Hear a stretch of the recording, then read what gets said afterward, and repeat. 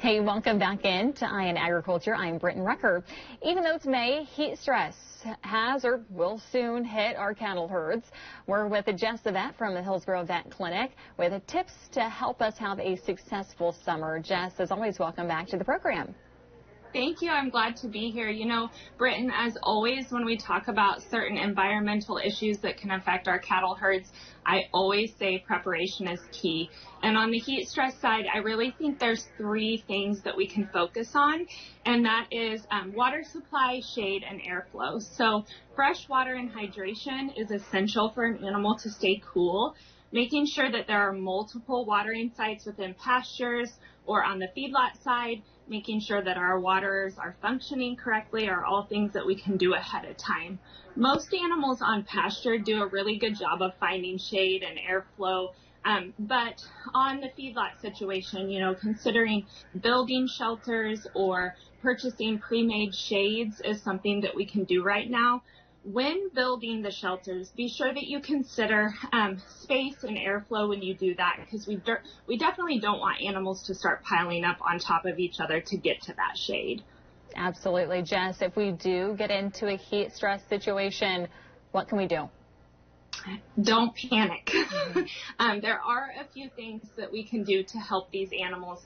Although we can't control the weather, we can offer more water sources within the area. So using water tanks to place throughout the pens to spread the animals out. During the cooler hours of the night, we could consider moving animals to an area with more shade, or even spreading animals out to different pens so that there is more space.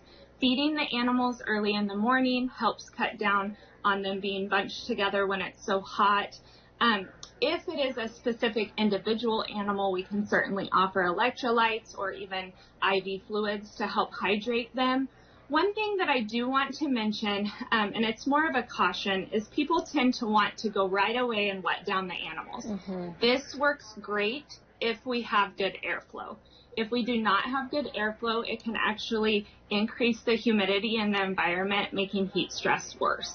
Yeah, kind of creating a steamy situation. Jess, is there any telltale signs of our animal is in heat stress and we need to call you, the vet? So the one thing that I always tell people is it's not normal for a cow to pant. So if you start to see open mouth breathing, or even, you know, they get down and kind of stretch that neck out and start to hang their tongue out when they're breathing, that means that they're pretty stressed. Yeah, and I want to hit on how dangerous heat stress can be really quickly. Absolutely. So it can cause animals to die. There's no doubt about that.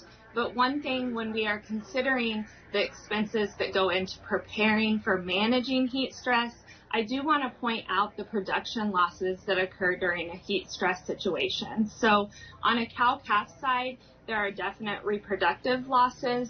On a feedlot side, there can be an absolute decrease in their daily rate of gain or their daily feed intake. And so this definitely affects our bottom line. Well, Jess, thanks so much for coming on the program today. Everyone stick around. Eye on Ag will be back after the break.